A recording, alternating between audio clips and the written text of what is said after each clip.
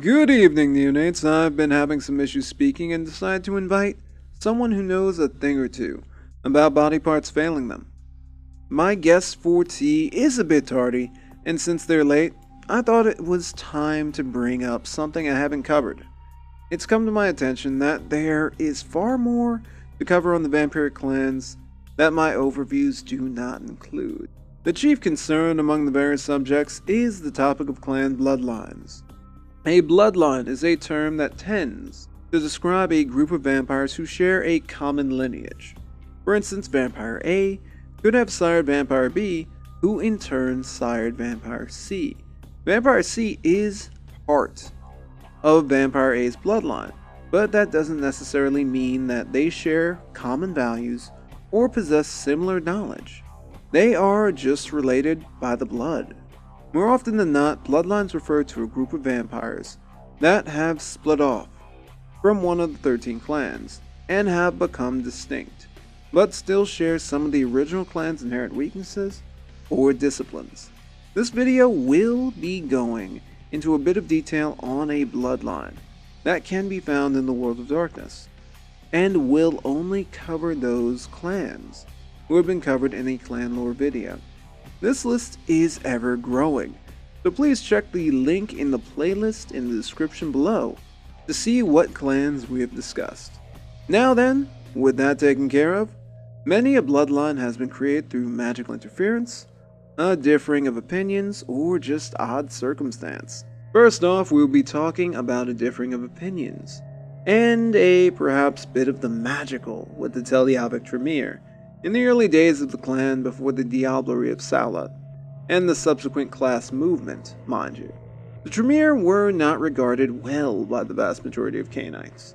Although it might be hard to imagine trust in the warlocks being lower than it is today, they had significant issues before stealing the power of the antediluvian of the Slubri clan. What was first seen as a pilgrimage to Lithuania in order to spread the clan's influence and garner allies became something much different. The eldest of the Tremere claimed that these members traveled to Lithuania not to further the clan's goals, but to escape the clan's influence. Since the Tremere power base was so far and under constant scrutiny from others and the little business of the Omen War, the clan would not be able to punish the deserters. It is on the fence whether or not their true intentions were to leave, or their opinions on the Tremere changed as the influence of the Lithuanians took hold. For you see, Lithuania was a bit different from other countries during the Dark Ages. They were largely pagan. Up until around 1387, the native people of Lithuania believed in a bevy of gods as opposed to the growing Christian leanings of the time. Those in the Baltic region reacted about as well as anyone would to the sorcerous vampires. They welcomed them despite their obvious supernatural inklings. They in fact came to worship them as avatars of their death gods, chiefly among them being Telyavelic, the protector of the dead. How could the townsfolk mistake the Tremere for avatars of their god? Well, let me tell you what their deity did. Not only was he the protector of the dead, but a smith. The maker of things, as he was also called, created.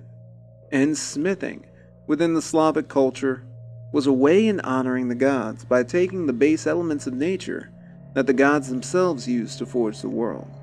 The human smith would honor the gods and grasp some limited knowledge on what it was like to be like them. Telyavelic didn't just forge with the elements of nature, oh no, but supposedly with the very souls and lifeblood of his followers within the afterlife. So the thaumaturgy that the Tremere practiced would be in some form akin to the god of death. They shaped fire from blood, and the native people revered them. Soon they cast off the name Tremere and became known as the Telyavs. The Telyavs soon grew into their role.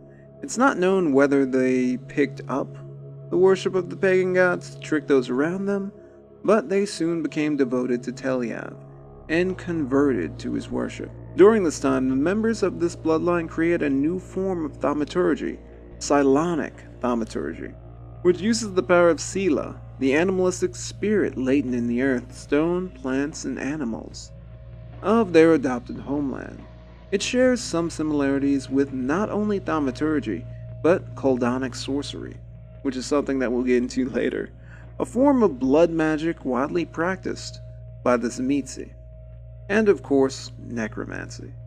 The new breed of thaumaturgy spells can range from merging with trees and transforming into wildlife, to control and summon spirits. Supposedly, their god himself helped them craft it.